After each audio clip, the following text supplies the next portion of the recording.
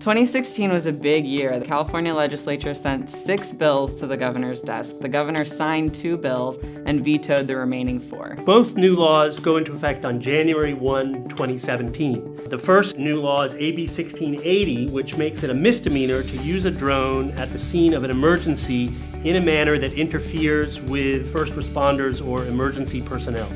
The focus is on where the drone is, not where the operator is, because the operator might be at some distance from the emergency.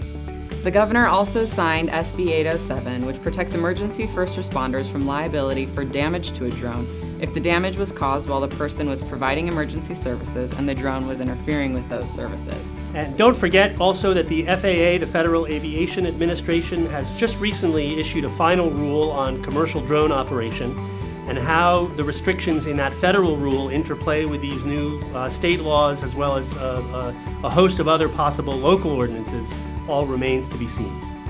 For more developments in drone law, please visit our blog, www.hoverlaw.com.